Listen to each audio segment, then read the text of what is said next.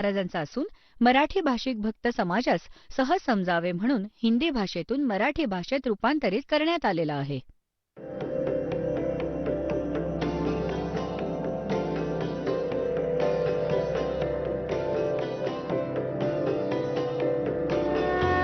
और ज्ञान सब ज्ञानडी कबीर ज्ञान सो ज्ञान और जैसे घोड़ा तोब का करता चले मैदान.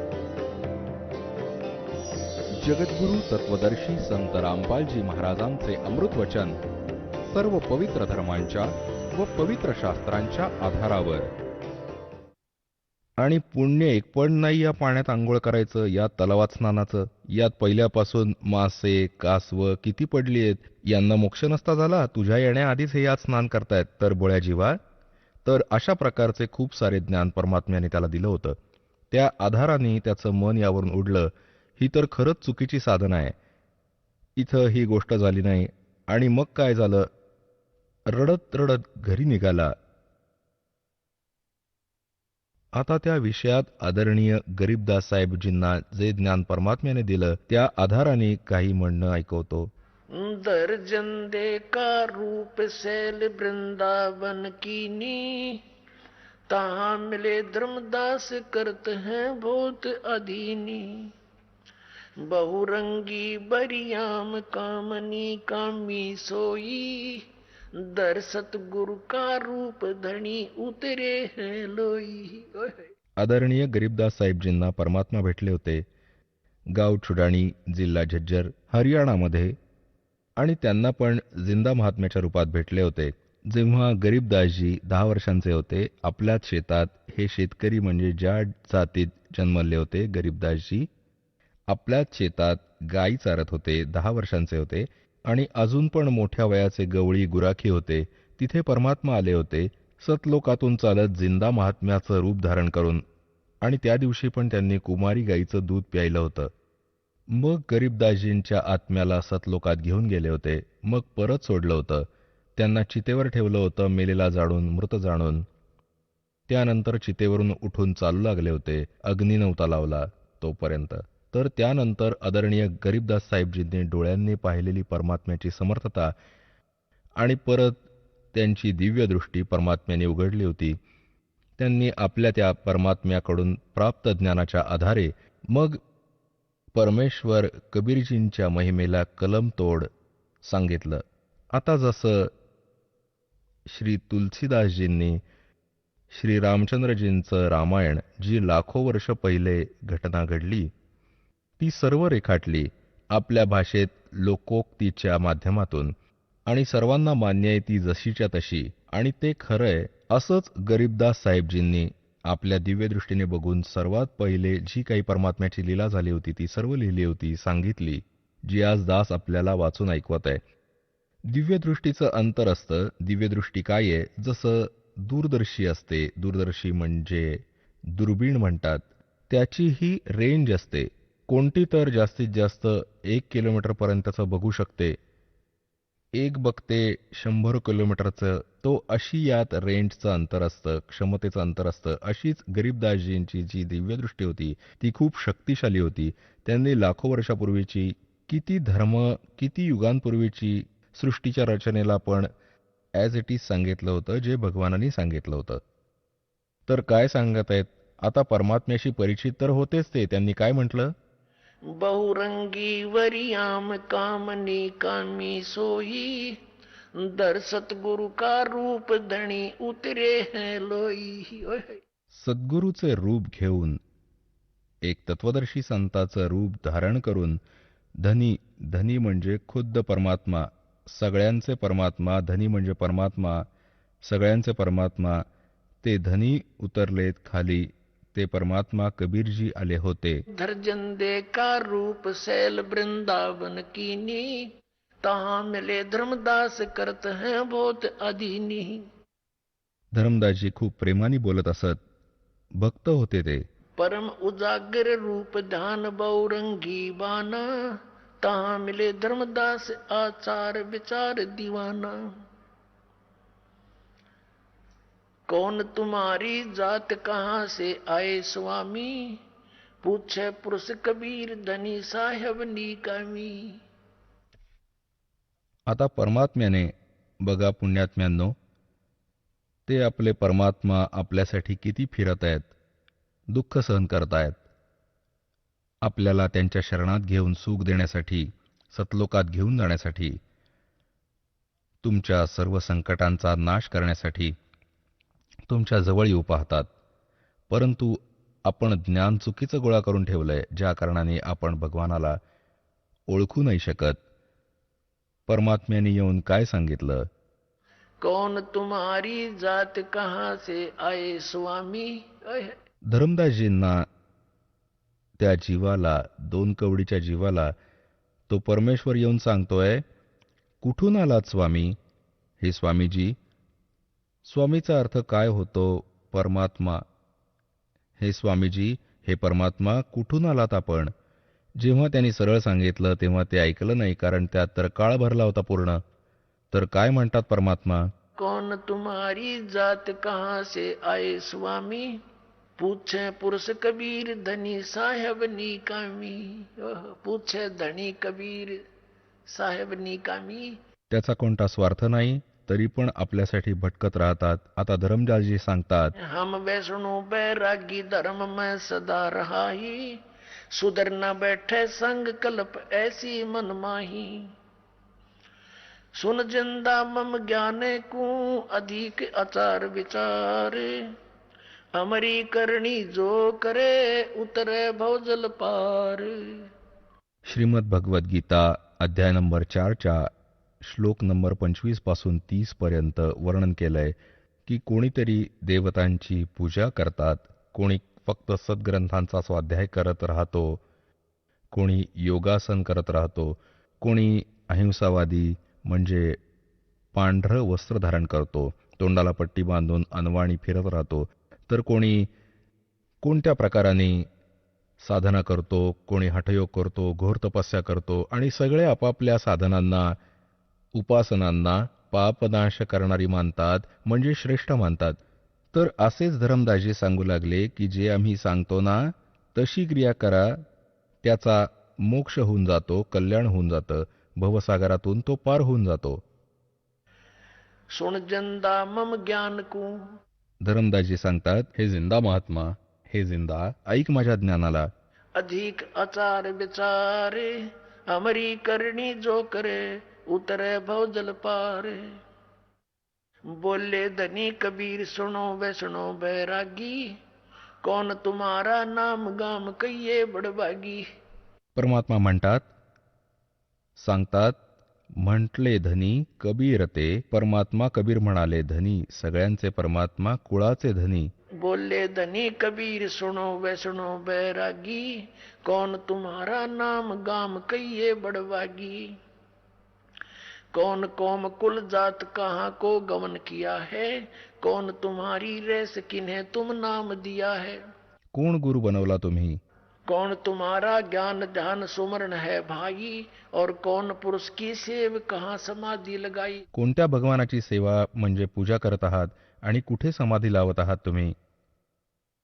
को आसन को गुफा के भर मत रहो सदाई. सालग सेवन कीन बहुत अति भार उठाई. तुमचं कोणतं निश्चित स्थान आहे का? कुठे कोणत्या गुहेत राहता का? असेच रमत राम आहात, हिंडत फिरत राहता आणि शाळीग्राम आपण घेऊन ठेवलाय, खूप वजन उचलून घेतलंय मूर्तीचं. झोली झंडा धूप दीप तुम अधिक आचारी. बोले धनी कबीर भेद कहियो ब्रह्मचारी. हमको पार लंघावे ही परम उजागर रूप. जंद कहे धर्मदास से तुम हो मुक्ती स्वरूप. बघून परमात्म्याने म्हटलं की आम्हाला पार करून द्या, आमचा उद्धार करा, आम्हाला पार करा, तुम्ही तर खूप चांगले महात्मा दिसत आहात. हमको पार लंघावे ही परम उजागर रूप. जंद कहे धर्मदास से तुम हो मुक्ती स्वरूप. जिंदा महात्म्यांच्या रूपात म्हणतात, आमचं जीवन पार करा, तुम्ही तर मोठे पूज्य दिसत आहात. जर परमात्मा असं नसता म्हटला तर तो न ऐकता उठून पळून गेला असता. आता त्याला ऐकवायचं पण होतं आणि त्याच्या आतला मळपण काढायचा होता, जी घाण भरली होती अज्ञानाची. आता धरमदासजी काय सांगत आहेत? बांधोगढ़ है गाम नाम धर्मदास कहीजे, बांधोगढ़ है गाम नाम धर्मदास कहीजे, वैसे कुली कुल जात सुधर की बात सुनीजे. माझा वैश्यकुळात, माझी जात आहे वैश्यकुळात म्हणजे व्यापारी घरात माझा जन्म आहे. आम्ही शूद्रांची बोलत नाही, छोट्या जातीच्या लोकांपासून दूर राहतो. कारण हा ब्राह्मणांनी शिकवलेला अभ्यास वाचत होता. शरगुण ज्ञान स्वरूप जान सालग की सेवा, मल्लागिरी छिड़कंद संत सब पूजू देवा. 68 तीर्थ नान ध्यान कर कर हम आए, पूजे सालग राम तिलक गलमाल चढ़ाए. धूप दीप अधिकार आरती करे हमेशा, राम कृष्ण का जाप रटत है पूजे शंकर शेषा. आता आपली विधी सांगायला लागला की आम्ही काय काय करतो.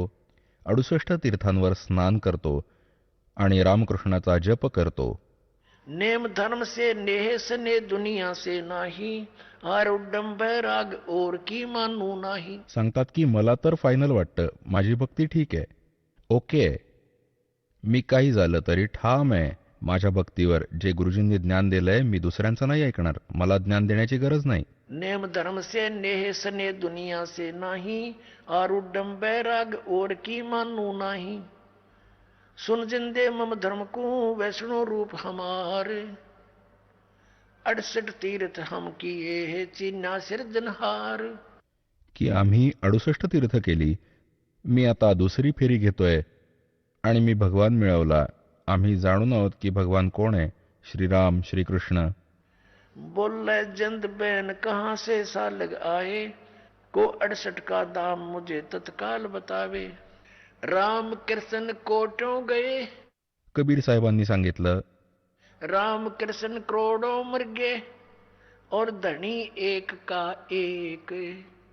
जंद कहे धर्मदास से ये बूझो ज्ञान विवेक. आता हे श्रीराम श्रीकृष्ण तर कोट्यांनी गेले आणि तो धनी एकच एक. आता थोडासा जरी विवेक असेल तरी या ज्ञानाला समजून जा. अनंत कोट ब्रह्मांड रचित सब तज रहे नियारे. जिंद कहे धर्मदास से जाका करो विचारे. अनंत कोटी ब्रह्मांडांची रचना करून त्यापासून वेगळ्या सतलोकात विराजमान आहे, त्याचा विचार कर. बोलत है धर्मदास सुनो जिंदे मम बाणी, कौन तुम्हारी जात कहाँ से आए प्राणी. हाय हाय. आता बघ, आपल्या वडिलांबरोबर विवाद करत आहे ती भोळी आत्मा. आम्ही तर असेच पडलो अज्ञानयुक्त होऊन. आता परमात्मा तर त्याला स्वामीजी म्हणतायत आणि तो स्वामी बनून बसलाय. 2 कवडीचा जीव आणि काय म्हणतो, तुम्ही कोठून आलात प्राणी. हे जीव तू कुठून आलास. धरमदासजी म्हणतायत भगवानाला. बोलत है धर्मदास सुनो जिंदे मम बाणी, कौन तुम्हारी जात कहाँ से आए प्राणी. आता धरमदासजी म्हणत आहेत, सरगुण सेवा सारे है. सेवा म्हणजे पूजा.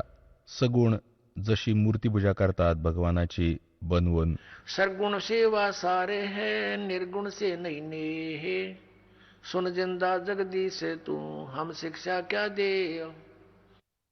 आता परमात्मा काय म्हणतात, बोले जिंद कबीर सुनो बाणी धर्मदासा, हम खलक ये सब हमरा प्रकाशा. आम्ही जग रचणारे, आम्ही जगत करता आणि हे जग सगळं आमचं बनवलेलं आहे. मी पूर्ण परमात्मा आहे. हमसे चंद्र सूर हमसे ही पानी और पवना, हमसे धरणी आकाश रहे हम 14 भवना. हम रचे सब पाषाण नदी ये सब खेल हमारा, अचराचर बहु खान बनी बहुविध 18 बहारा. हम सृष्टि संजोग वियोग विजोग किया बहु भांति, हम ही आद अनंत हम हैं अवगत के नाती. हम ही माया मूल हम ही हैं ब्रह्म उजागर, हम ही अदर बस हैं हम ही हैं सुख के सागर. आता भगवानाने तर सारे रहस्य उलगडले, परंतु आपण तर बालबुद्धीचे झालो आहोत. अज्ञान ग्रहण करून परमात्मा समोर बसलेत आणि सांगत आहेत की सगळं मी बनवलंय. ही जी दगडाची मूर्ती घेऊन तू फिरतोयस, जे दगड पर्वत मी बनवलेत, तू आमची पूजा कर. यांना सोडून दे बाबा. आम्ही साहेब सत्पुरुष आहोत. ये सब रूप हमारे जिंद कहे धर्मदास से हम पूर्ण करता रे।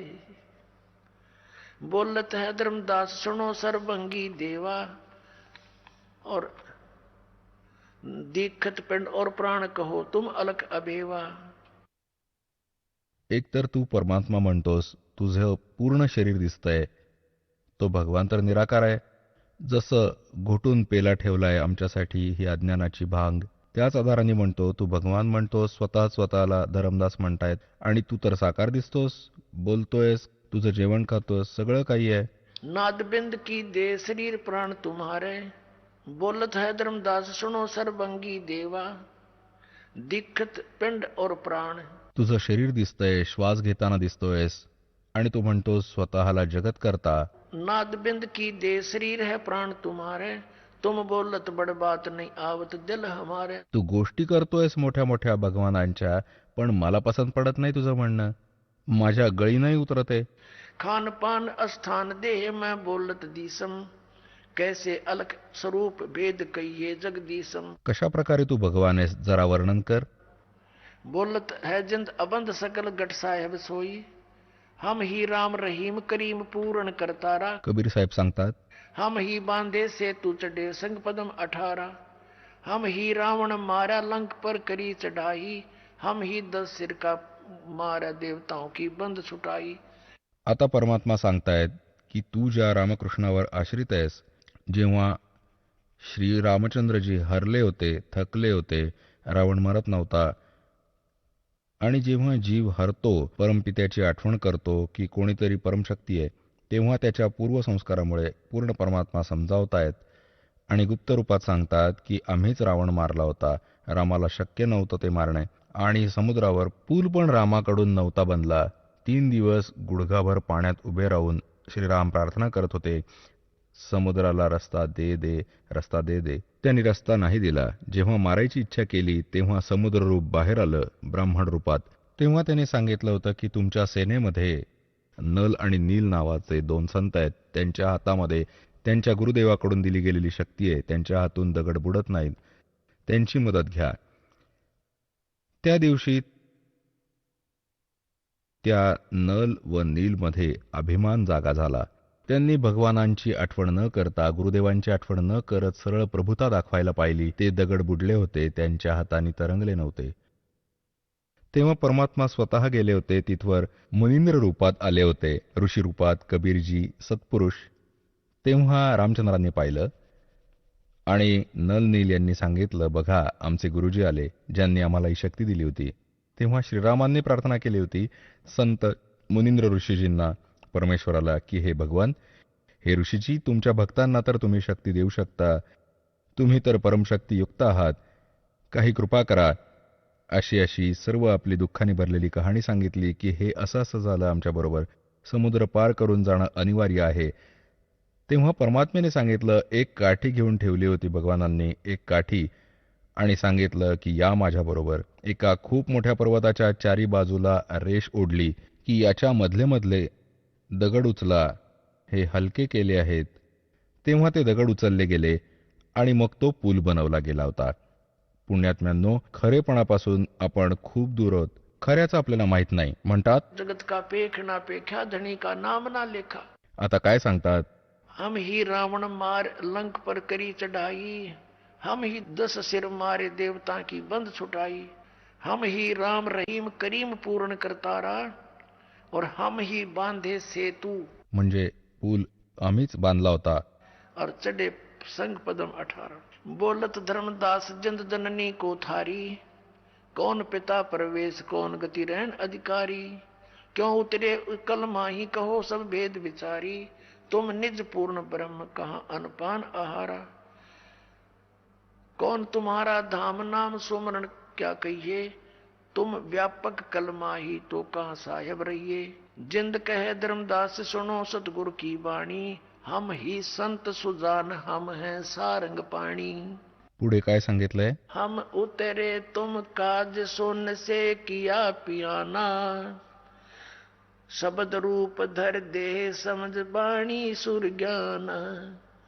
आता परमात्मा तीच गोष्ट सांगतायत जे वेद सांगतात की आम्ही उतरलो तुमच्यासाठी, तुझ्यासाठी उतरला, पुण्यात्म्यांनो समजवायला आणि शून्यातून, त्या सतलोकातून, जिथे अजून कोणी नाही परमात्मा राहतो, जिथे त्याच्या आजूबाजूला त्या शून्य स्थानाहून, पुढे जिथून म्हणजे सतलोकातून केले प्रस्थान, तिथून प्रस्थान करून आलो आहे, त्या सतलोकातून तुमच्या कारणे आम्ही उतरलो, आम्ही अवतरलो, आम्ही खाली आलो, उतरलो. हम उतरे तुम काज सोन से किया पियाना, शब्द रूप धर दे समझ बनी सुर ज्ञाना, निरख परख कर देख नहीं भौतिक हमरे काया, हम उतरे तुम काज नहीं कुछ मोह न माया. आता परमात्मा सांगू लागले, बघ, माझे शरीर स्पर्श करून बघ, हे तुझ्यासारखं फक्त हाडामासाचं शरीर नाही. माझं जसं यजुर्वेद अध्याय नंबर 40च्या मंत्र नंबर 8 मध्ये सांगितलंय की शुक्रम अकायम अस्नाविरम, ते कबीर मुनीची त्या परमात्म्याची काया शुक्राने बनलेली नव्हती, मातापिता संयोगाने नाही, नाडीरहित शरीर, त्याच्या शरीराच्या आत स्नायू नाहीये, नाडीतंत्र नाहीये. तर इथे परमात्मा पण सांगतात, नहीं नाद नहीं व्यंद नहीं पांच तत्व आकारम, माझं हे 5 तत्वांचं शरीर आकार नाहीये. गुड़िल्ला ज्ञान अमान हंस उतारूं पारम, नरक परख कर देख नहीं भौतिक हमरे काया, हम उतरे तुम काज मेरे कुछ मोह न माया. की मी कोणत्या मोहमायेने नाही, इथे ना कोणत्या लालसेने तुझ्याजवळ आलो, आणि निरखून परखून बघ, आमची पंचभौतिक काया नाहीये. गगन सोन में धाम है वो अवगत नगर नरेश, गगनशून्यात सर्वात वरच्या स्थानावर आमचं घर आहे. अगम पंथ कोई जाने नहीं ये खोजत शंकर शेष, हे तुमचे भगवान पण शोधत आहेत, त्याला तिथपर्यंत पोचू नाही शकले. बोलत है धर्मदास सुनो सतगुरु सैलानी, निरख परख से न्यार भेद कहू अकल अमानी. परमात्मा सांगतात, ना मैं जन्मू ना मैं रू, ना मैं आऊं न जाही, जन्ममरणाचं येणं जाणं माझं नाहीये. शब्द विहंगम सोने में ना हमरे धूप न छाही, बोले जंद सुनो धर्मदासा हमरे पिंड प्राण निश्वासा, गर्भ योनि में हम नहीं आए मादर पिदर ना जननी जाए. सांगतात, बोलले जिंदा रूपात बसलेले भगवान सांगतात, ऐक धर्मदास, हमरे पिंड प्राण नहीं श्वासा, आमच्या शरीरात श्वास नाहीये, आमचा तुमच्यासारखा पिंड नाहीये, शरीर नाहीये. आमचा तुमच्यासारखा पिंड म्हणजे शरीर नाहीये, प्राण नाहीये, श्वास नाहीये. गर्भ योनि में हम नहीं आए, आम्ही कोणत्या आईच्या पोटी जन्म नाही घेतला, मादर पिदर ना जननी जाए, आम्ही कोणत्या मातापित्यांकडून नाही जन्म घेतला. शब्द स्वरूपी रूप हमारा क्या दिखलावे आचार विचारा. आता जसं धर्मदासांनी सांगितलं होतं की मी जीवहिंसा करत नाही, परमात्मा आठवण करून देतात, तू किती पाप करतोस दिवसभरात. सत्य ब्राह्मण की है हत्या जो चौका तुम देवो नेता, जे तुम्ही चूल बनवता, लिंपता जितक्या भागाला आणि तिथे जेवण बनवता, यात इतकी जीवहिंसा होते. सुखी समाधानी प्राणी जशी 70 ब्राह्मणांची हत्या केलीये, इतकं पाप तुझ्या वाईट खात्यात लिहिलं जातं. सत्य ब्राह्मण की है हत्या जो चौका तुम देवो नेता, ब्राह्मण से हत्या जो होई जल स्नान करत हो सोई. आणि 1000 ब्राह्मणांची हत्या इतकं पाप लागलं असतं जर तू या मथुरेच्या तलावात न्हायला असतास, अशा तीर्थांमध्ये चोळून रगडून नाही माहीत किती जीवांचा नाश करता. आपल्या साफ पाण्यात घरात बसून ना धक्के खात फिरता असे ना कोणत्या गीतेत लिहिले हे 68 तीर्थ करणं. गीतेमध्ये लिहिलंय हरे राम हरे कृष्ण सीताराम राधेश्याम मिलादे. गीता पण वाचता आणि त्याच्या विपरीत साधना करता भगवानाचा तू अपराधी बनलायस, भगवानाचा नियम तोडलायस, शास्त्रविधीचे मनाला वाटेल तसे आचरण करतायस. आता धरमदास सुन्न झाला. आता पुण्यात्म्यांनो, जेव्हा दुसऱ्या वेळेस भगवान अंतर्धान झाले, त्यानंतर तो रडत चालायला लागला. आता थोडीशी इथे जीवहिंसाबद्दल बघू. सत्तर ब्राह्मण की है हत्या जो चौका तुम देव नेता ब्राह्मण सेंस हत्या जो होई जल स्नान करत हो सोई पृथ्वी ऊपर पग जो धारे करोड़ जीव एक दिन में मारे. तुम्ही हिंडायला फिरायला जाता, कामावर जाता, इथे तीर्थावर येता, एका दिवसात करोडो ब्राह्मणांची हत्या करता, करोडो जीव एका दिवसात मारता, हिंडता फिरता करोडो जीव मारता आणि ते तुमच्या वाईट खात्यात लिहिलं जातं. आणि या तलावाचं, या तीर्थाचं पुण्य काहीच नाही, कारण गीतेत प्रमाण नाही, तर ते निरुपयोगी आहे, दंतकथा आहे. आणि तू पाप सारे एकत्र केले, खूप सारे, तर पुण्यात्मा हा मार्ग ठीक नाहीये. परत काय सांगतात? कते खान पान में दमन प्राणी कैसे पाओ मुक्त निशानी. तू सांगतोस ना, आम्ही जीवहिंसा नाही करत, आणि पोळी खाता, खाण्यापिण्यात पण बनवताना पण जीव जळतात आणि खायच्या वेळी जीव मरतात, तर म्हणतात तू कसा मोक्ष प्राप्त करणार या प्रकारे. आणि जे मंत्र आहेत तुझे ते किती निरुपयोगी आहेत, ते गीतेमध्ये प्रमाणित नाही आहेत. आता काय सांगतात? आता धरमदासजी, जे परमात्मा अंतर्धान झाले होते, दुसऱ्या वेळी परत वाईट वाटून रडले.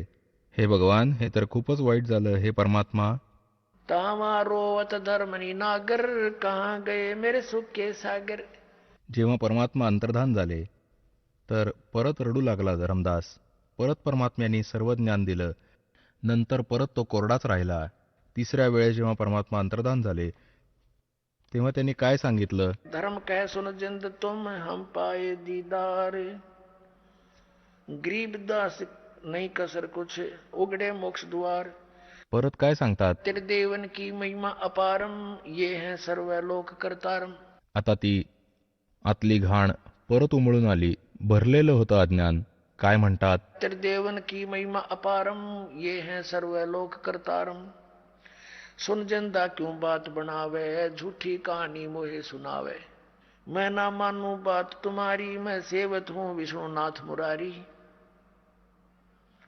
गौरी शंकर गणेश मनाऊं इनकी सेवा सदा चितलाऊं.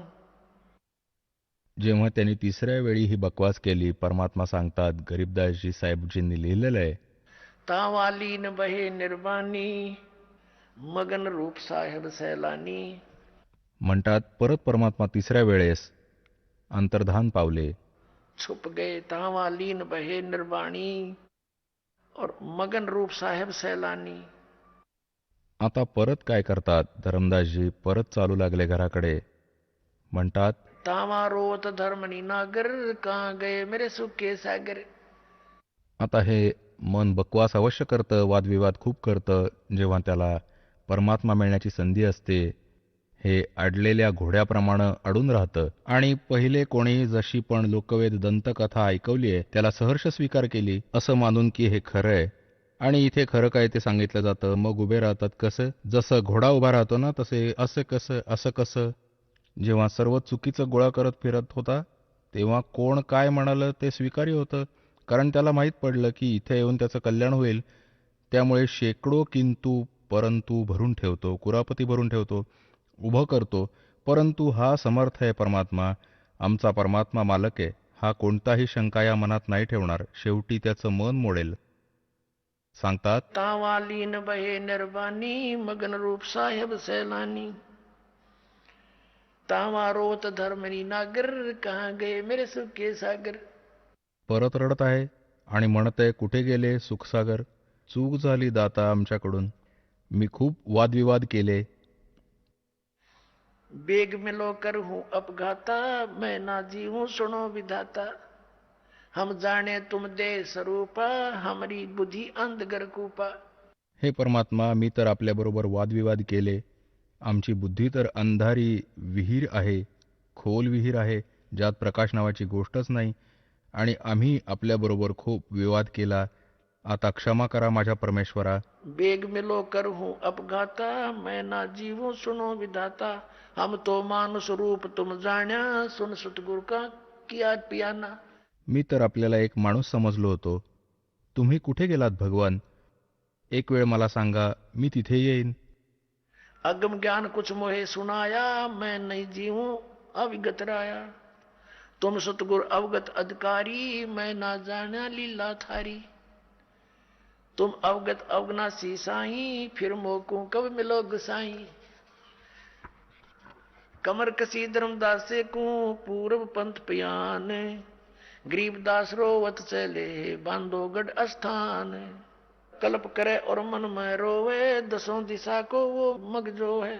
तडप करे म्हणजे तडपत राहिला म्हणजे तडफडत आहे मनातल्या मनात. पण मन में रोवे और दसों दिशा को वो मगजो है।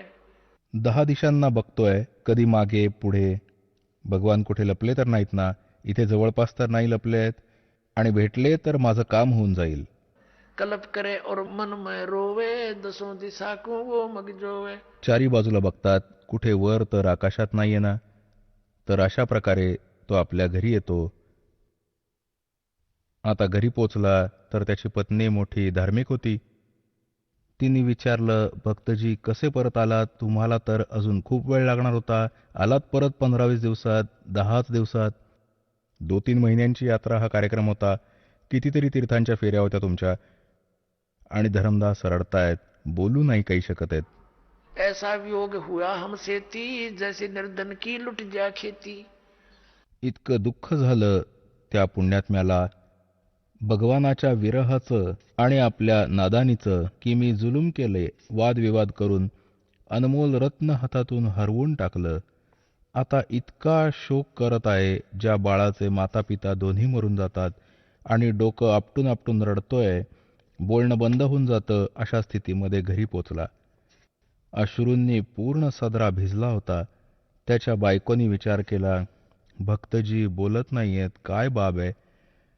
आणि इतक्या लवकर यायचं कारण तिनं स्वतः आपल्या बुद्धीने विचार केला, की वाटतंय यांचं कोणी धन लुटलं. जो पैसा यात्रेसाठी घेऊन गेले होते, खर्च तो कोणीतरी चोरलं.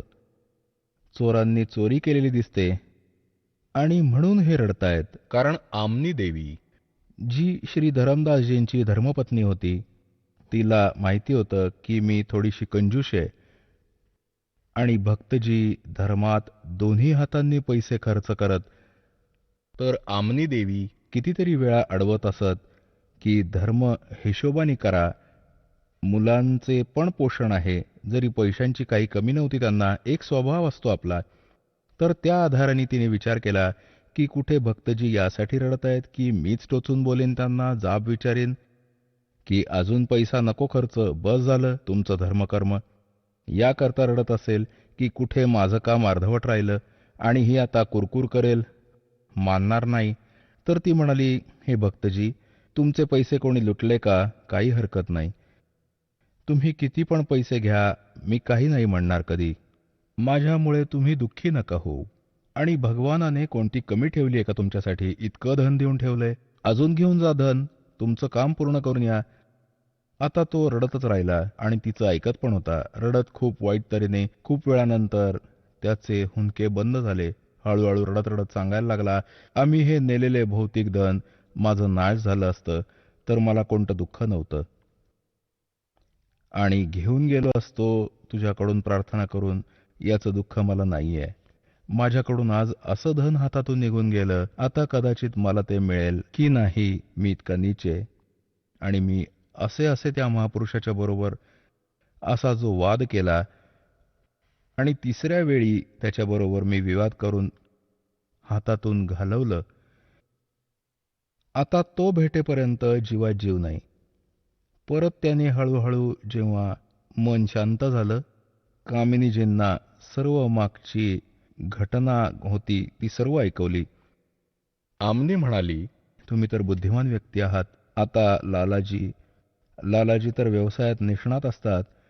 तुम्ही या सौद्यात कसे चुकलात? रामकृष्ण भगवानांबरोबर आपलं कोणतं नातं होतं? ज्ञान दोघांकडून ऐकलं होतं. हे भगवान आहे ते मानायला लागले होते. आपल्याला तर भगवान पाहिजे होते, आणि आपण विवाद नव्हता करायला पाहिजे होता. अजब अशी कथा सांगत आहात, प्रमाण सांगत आहात, आणि गीतेत आपण रोज वाचतो. तो सांगत होता की तो भगवान तर कोणी दुसराच आहे. गीता सांगणारा स्वतः म्हणतंय, तरी पण तुमचे डोळे नाही उघडले. तर धरमदास सांगतात की आयुष्यात पहिल्यांदाच नुकसानीचा सौदा करून आलोय मी. आजपर्यंत मी हारलो नव्हतो. नुकसानीचा धंदा केला नव्हता. आम्ही यासाठी रडतोय की मी जालिम व्यक्ती आहे. त्या परमात्म्याचा काय स्वार्थ होता? आता रडतोय तेव्हा माझ्या मनात अभिमान भरलेला होता की मी महात्मा बनलो. या महात्मापणामुळे बुडीत गेलो मी. मीपणाने बुडवलं. आता 6 महिने होऊन गेले. रोज रडतोय.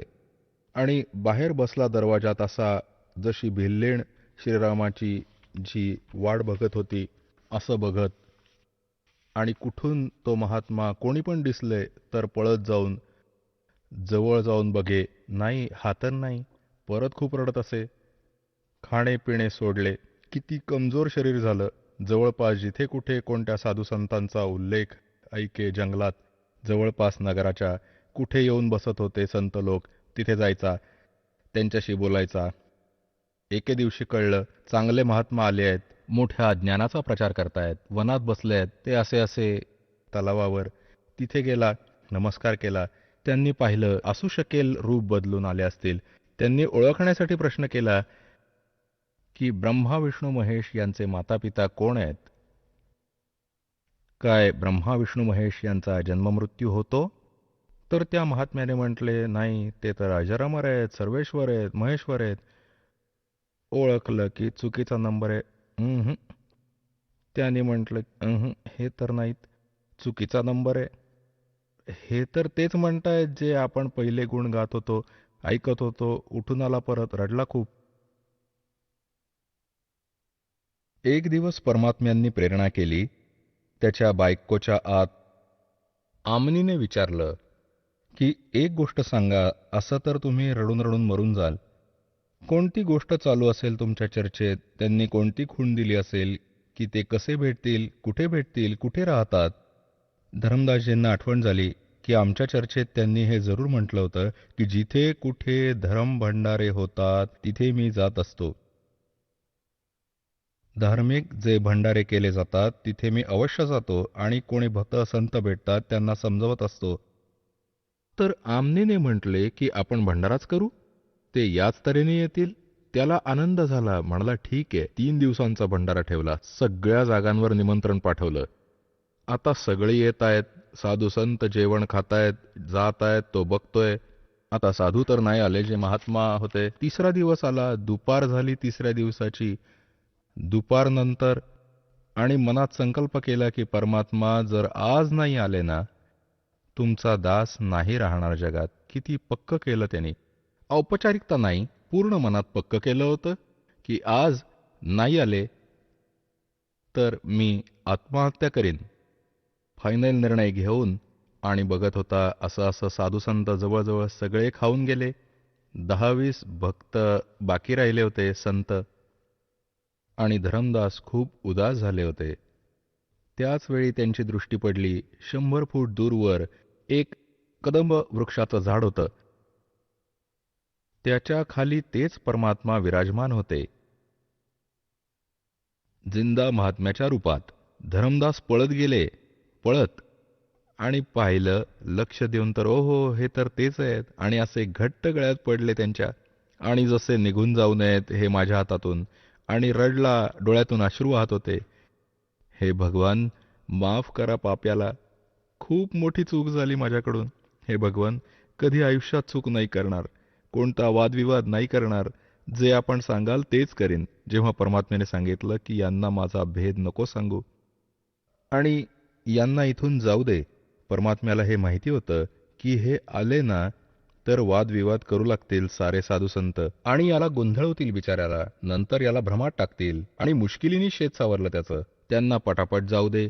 धरमदास म्हणाला की जाऊ नका, आता नाही जाणार. जाऊ नका भगवान, आता नाही जाणार, माझं वचन आहे. मग त्याचं मन शांत झालं. सर्व साधू संतांना बाहेर केलं, दक्षिणा वगैरे देऊन. त्या खोट्यांना घालवलं आणि पाय पकडून म्हणाले, भगवान, दासाच्या कुटीमध्ये चला. परमात्मा तर गेलेच त्या उद्देशाने असे असे. आज जाऊन आमनीला, आपल्या पत्नीला म्हटलं, मिळालं, ते धन मिळालं ज्याचा मी शोध घेत होतो. आले गुरुजी, महाराज आले. आता एक बसण्यासाठी आसन दिलं. एक पाय धरमदासने पकडला, एक आमनीने. आमनी देवी म्हणू लागली, भगवान, तुमचा बाळ खूप कोमल मनाचा आहे. तुम्ही इतकी कठीण परीक्षा नको होती घ्यायला. हे तर खूप हळव्या मनाचे आहेत. हे तर मेले असते मी त्यांना सांत्वना देत राहिले. तेव्हा परमात्म्याने म्हटलं, मुली, मी याला शिक्षा नाही दिली. त्याचं लोखंड गरम केलंय. हा पहिले वकील होता काळाचा. आता याचं लोखंडाला गरम केल्याशिवाय हातोडा मारण्याचा काही उपयोग नाही. त्यावर परिणाम नाही होत. आता यात तडफ टाकली आणि खऱ्याशी परिचित पण करून दिलं.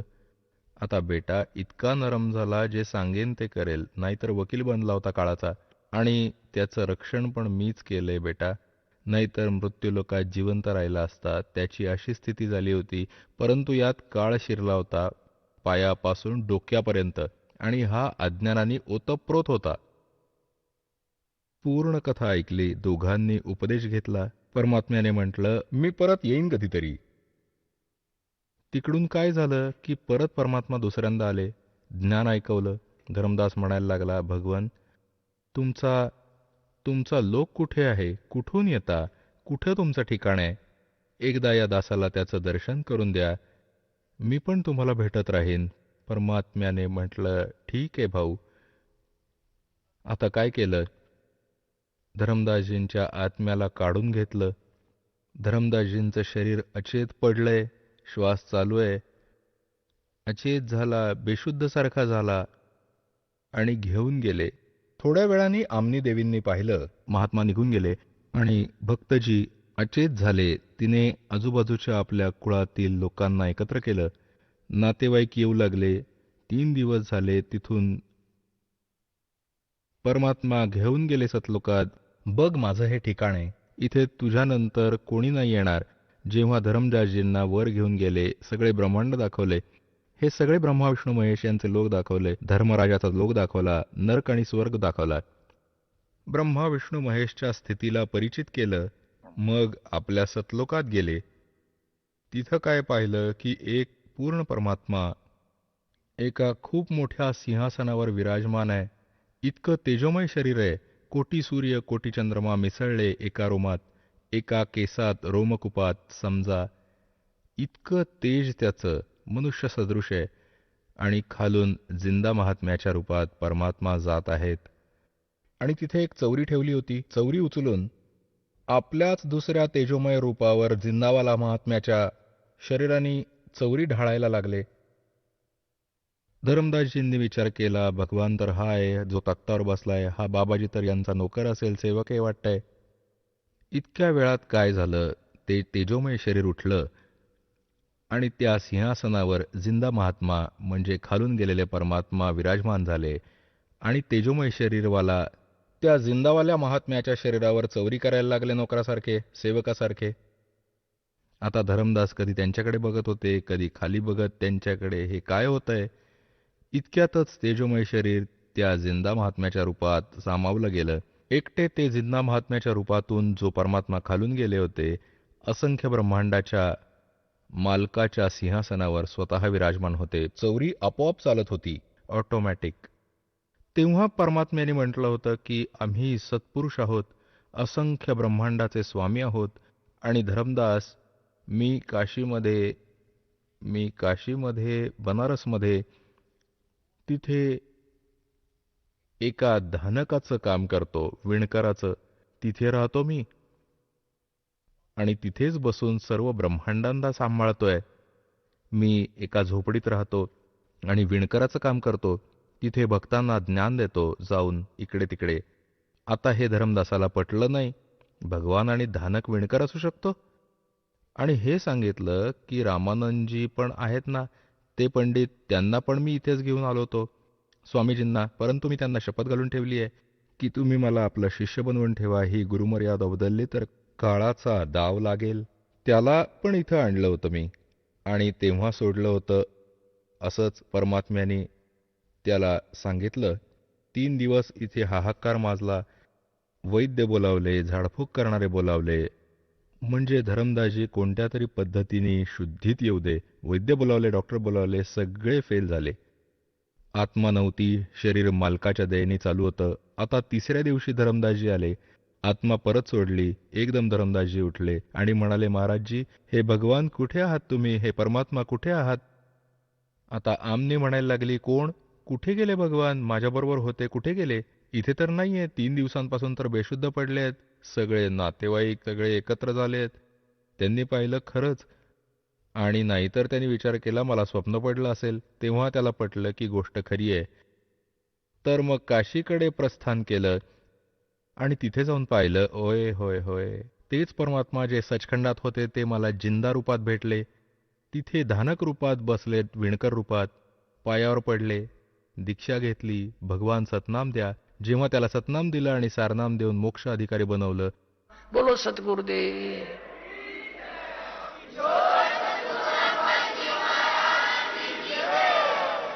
चला आता आपण त्या श्रद्धाळूंचे अनुभव जाणून घेऊयात, ज्यांनी जगद्गुरू तत्वदर्शी संत रामपालजी महाराजांकडून दीक्षा प्राप्त केलेली आहे, तसेच त्यांच्याद्वारा सांगितलेल्या भक्ती मार्गावर चालत आहेत.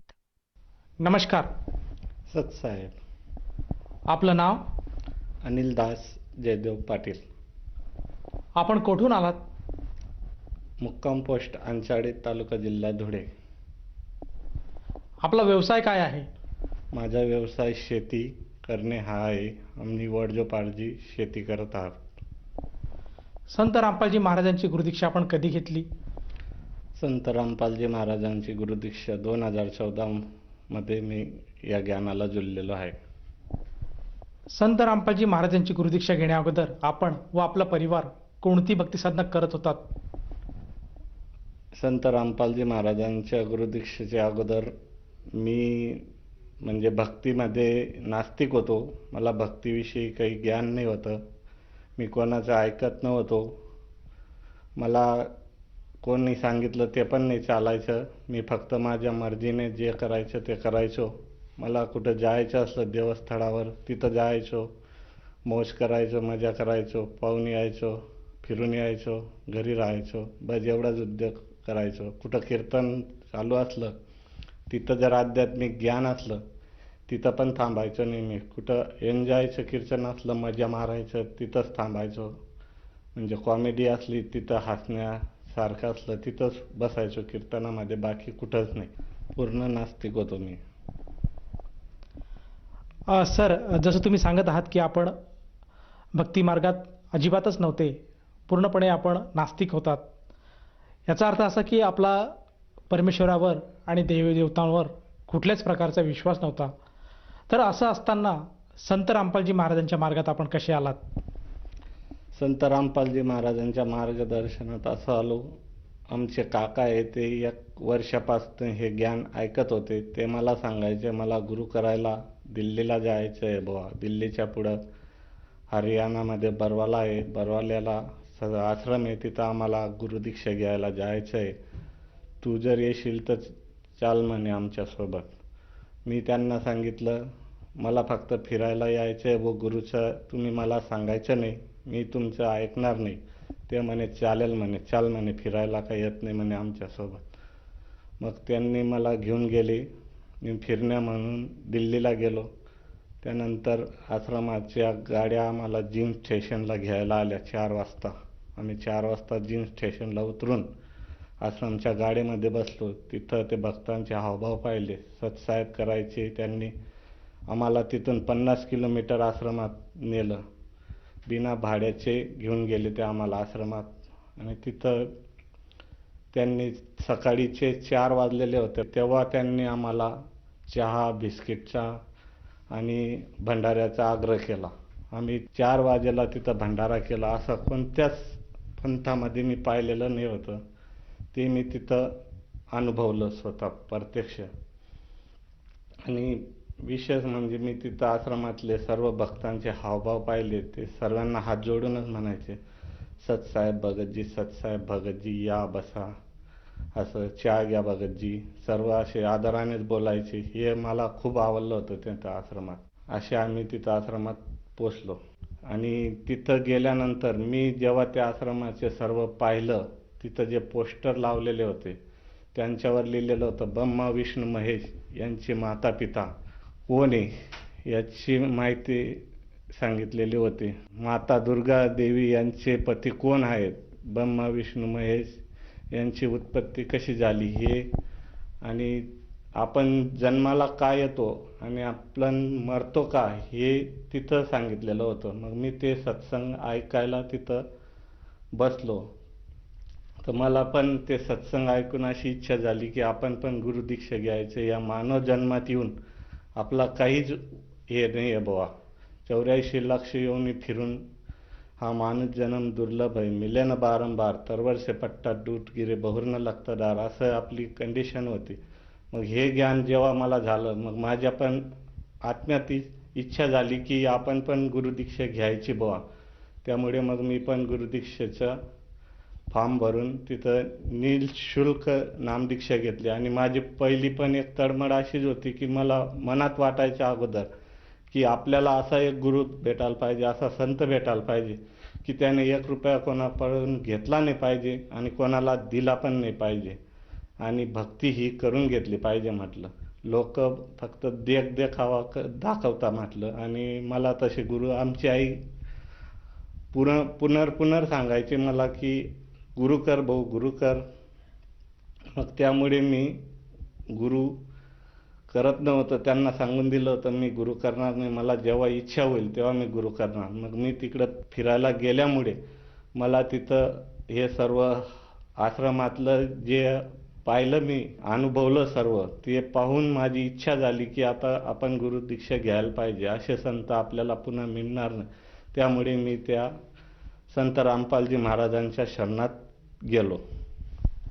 सर, जसं तुम्ही सांगत आहात की आपण पूर्वीपासून नास्तिक होतात, कुठल्याही प्रकारच्या गुरुवर आपली श्रद्धा नव्हती, परंतु जेव्हा आपण संत रामपालजी महाराजांच्या आश्रमात गेले आणि तिथलं जे वातावरण आपण बघितलं, त्या भक्तांचं वागणूक आपण बघितली, त्यांचं आचरण बघितलं, त्यातनं आपल्याला असा बोध झाला की आपण गुरुदीक्षा घेतली पाहिजे. परंतु मला असं विचारायचं आहे की संत रामपालजी महाराजांचे भगत किंवा संत रामपालजी महाराज हे असं काय ज्ञान सांगतात किंवा त्यांच्या आचरणामध्ये, त्यांच्या वर्तणुकीमध्ये असा काय आपल्याला वेगळेपणा आढळला की आपण संत रामपालजी महाराजांची नामदीक्षा स्वीकारली? संत रामपालजी महाराजांच्या आश्रमात असं होतं, समभाव होता की जे लोक बसायचे एकाच लाईनीमध्ये सर्व बसायचे. जिथं भंडारा करायचे एकाच लाईनीत बसून सर्वांना एक समान जेवण असायचे. बाकीचे जे पंथवाले सांगायचे मला की कुणी VIP करतं, कुणी सावटे पैसे देऊन पावती फाडतं, तसं काही मला तिथं दिसलं नाही.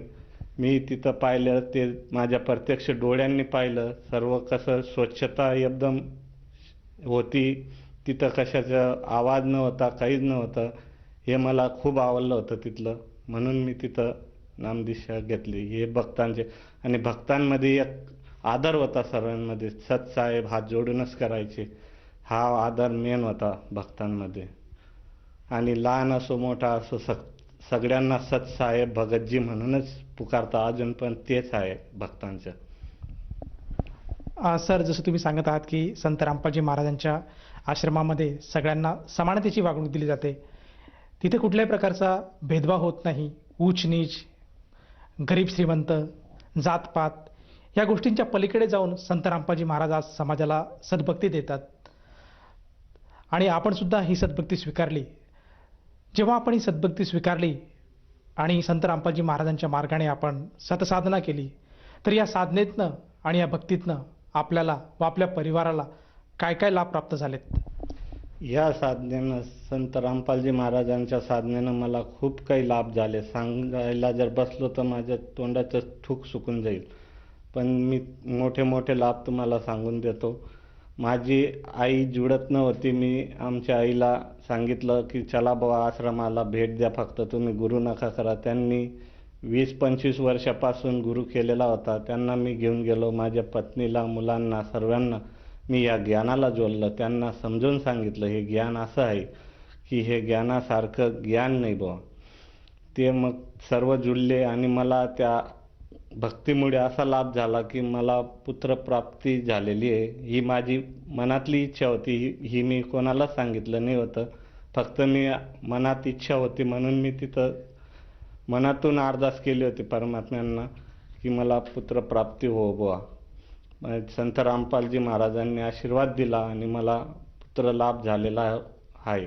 माझा पूर्ण विश्वास गुरुजींवरती बसलेला आहे. सर, जसं तुम्ही सांगत आहात की संत रामपालजी महाराजांच्या साधनेमुळे आपण फक्त मनामधून पुकार केली, एक अर्जी केली परमात्माला, संत रामपालजी महाराजांना, आणि त्यांनी आपली अर्जी मान्य केली आणि आपल्याला पुत्रप्राप्तीचं सुख दिलं. परंतु मला असं विचारायचं आहे, हा तर एक लाभ आपल्याला झालाच आहे, या व्यतिरिक्त आपल्याला व आपल्या परिवाराला आणखीन काही लाभ प्राप्त झालेत का? हो, अजून लाभ प्राप्त झाले आहेत.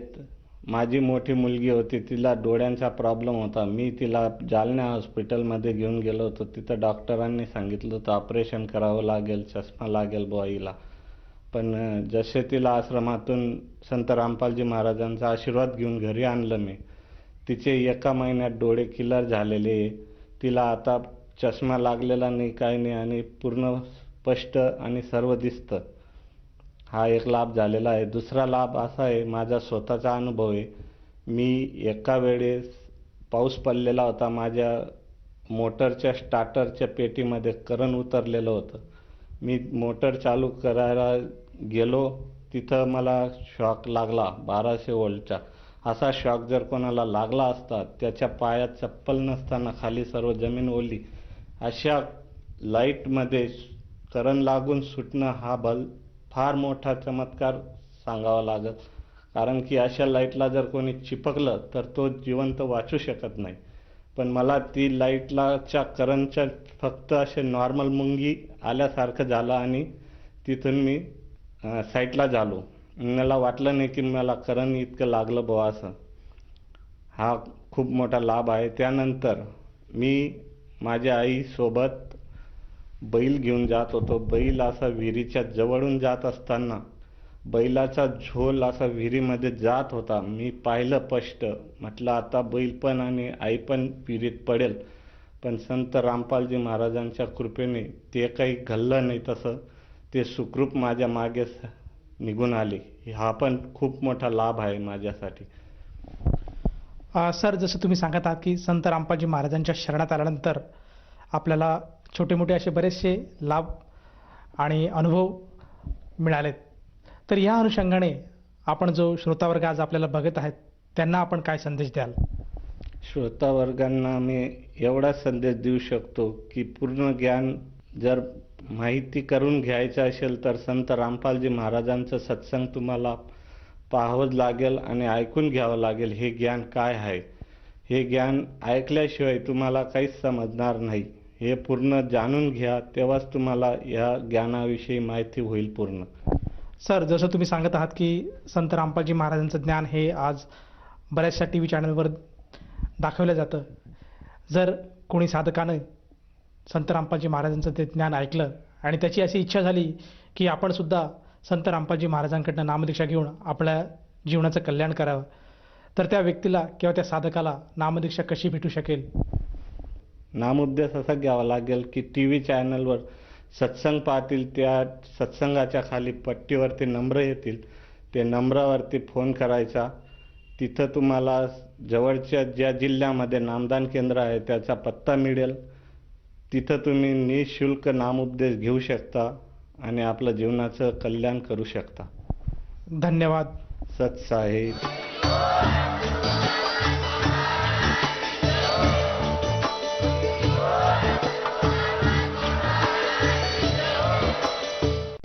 आपण ऐकत होता जगद्गुरु तत्वदर्शी संत रामपालजी महाराजांचे मंगल प्रवचन.